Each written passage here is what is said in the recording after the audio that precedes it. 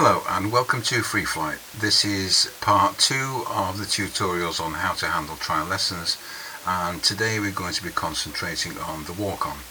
Now, in gliding terms, a walk-on is simply somebody who has not purchased a voucher in the past, hasn't booked a time slot. They've just turned up on the airfield, had a look around and said, I'd like to try this. So you have some spare capacity, you've got an aircraft, you've got an instructor, and so you decide to fly them. So the first thing we need to do is call up the flying sheet, and I actually happen to have the same flying sheet open as we used in the last tutorial for the 29th of September. And the first thing you'll notice is, as with all the other types of flights, there's a button for it. So we click on Walk On, and the first thing it's going to ask us to do is to provide details of the flight that we've actually sold them. So I'm going to select a trial lesson voucher, single flight voucher, and I'm going to put the name of the person in who's had the flight.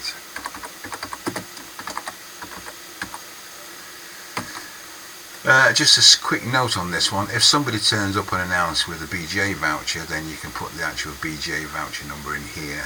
In a later tutorial we'll show you how to redeem the payments from the BGA, which is quite painless.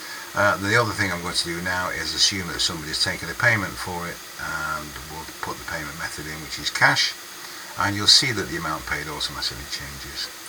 What we normally do is collect an email address so that we can do some post-flight marketing on them, try and encourage them to join the club. And normally we ask a market research question: how did you hear about us? And we say that they found us on Facebook.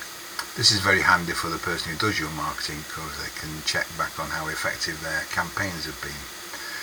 So now we click on Create, and behind the scenes it's just going to whir away for a few seconds while it writes the sales transaction and records the payment into the system, and then it presents you with the screen that allows you to actually record the flight. So what we need in here is the name of the BI or the ASCAP or whoever. I'm just going to put one of our instructors in, and then we're going to put the aircraft in, the same as we've done in all the other flight types. And then I'm going to untick the aerotow box, because we're going to assume that this is a winch launch. And then I'm simply going to put the up and down times in.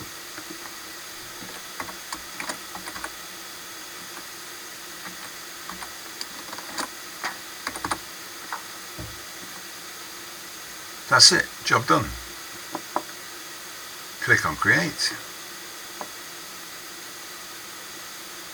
Again, it will now simply record the flight transaction and also apply the charge to the account so that it balances up with the payment system. For more details on double entry bookkeeping, consult your treasurer.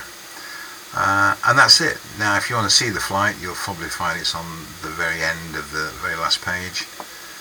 So we'll go there and have a look, and there he is: Bob Bollum, Hugh Dennis, aircraft, flight times, amount charged.